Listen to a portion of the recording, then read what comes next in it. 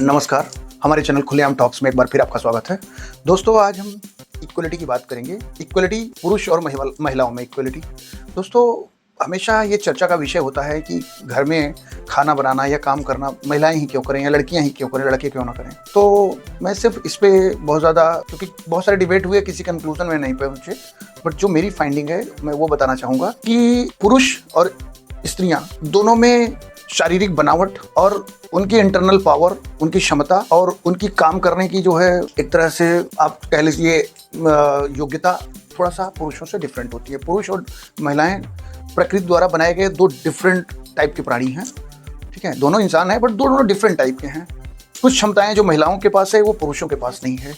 जैसे कि महिलाएं ही बच्चा पैदा कर सकती हैं, पुरुष पैदा नहीं कर सकता, या बच्चे को दूध जो है महिलाएं ही पिला सकती हैं, पुरुष नहीं पिला सकता। तो जो समाज का जो स्ट्रक्चर बना था ना कि महिलाएं घर संभालेंगी, पुरुष जो है मतलब घर चलाएगा, मतलब घर को चलाने के लिए जो भी फाइनेंशियल नीड और जो भी चीज़ें, मतलब एक तरह से घर से भौतिक चीज़ें, जो भी भौतिक या जो भी सुख सुविधाएं, जो भी ज़रूरत की चीज़ें हैं घर चलाने के लिए, उसको मतलब कमाना, अर्न करना, उसको जो है इकट्ठा करना और लेके घर पे आना और प्रोवाइड करना, ये उसको जिम्मेदारी दी जाती थी।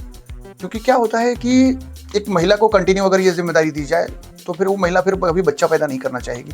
क्यों? क्योंकि उसकी जिम्मेदारी उसकी मजबूरी बन जाएगी ना। अगर वो इस चीज़ में सोचेगी तो फिर आगे का जो है उसका जो भी घर चलना मुश्किल हो जाएगा, रुक जाएगा। तो इसलिए ये काम पुरुष को दिया गया है।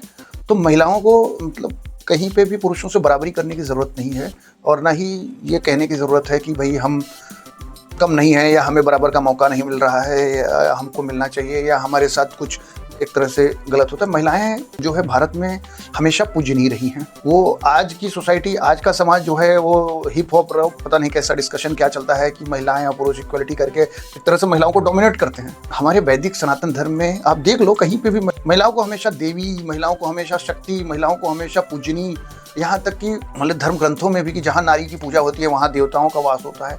तो ये हमेशा पूजनीय है। उनको मतलब किसी को एक तरह से जस्टिफाई करने की ज़रूरत नहीं है। उनके अंदर जो क्वालिटी भगवान ने इनबिल्ट दी है वो पुरुष मतलब नहीं प्रोड्यूस कर सकते। तो इसलिए मैं यही कहूँगा कि जो समाज का जो पहले ट्रेडिशनल एक ढांचा बना हुआ था, उस ढांचे पे ही अगर हम रहें तो ये जो देश है, ये जो दुनिया है, ये जो धरती है, शायद लंबे समय तक पुरुषों का और स्त्रियों का, इट मीन्स इंसानों का वर्चस्व बना रहेगा।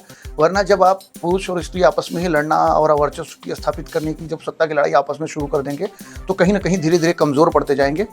तो जो बोला जाता है कि मनुष्य जो है धरती का सबसे श्रेष्ठ प्राणी है, तो ऐसा नहीं है कि बाकी के जीवों में मतलब मानसिक रूप से जो मानसिक चीज़ें, मतलब एक तरह से मेंटल डेवलपमेंट उनका नहीं हो सकता, ऐसा नहीं है।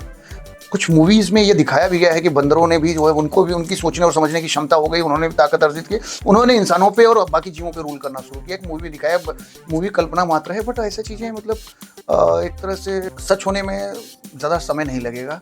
अगर आप लोग समाज के जो ट्रेडिशनल ढांचा को डिस्ट्रॉय करने की कोशिश किया तो कहीं ना कहीं इसका सबसे बड़ा खामियाजा धरती के पे जो सत्ता अपनी स्थापित करने वाला जीव इंसान, सारे इंसान को जो है ये भुगतना पड़ेगा। तो इसलिए जो ट्रेडिशन है वो बहुत ही रिसर्च के बाद बना हुआ है, उस पर बहुत ज़्यादा आप छेड़छाड़ नहीं करना चाहिए, उस पर बहुत ज़्यादा जो है टीका टिप्पणी और बहुत ज़्यादा डिबेट नहीं करना चाहिए। उसकी जो है वैज्ञानिकता को समझना चाहिए और उसको स्वीकार करना चाहिए, आत्मसात करना चाहिए।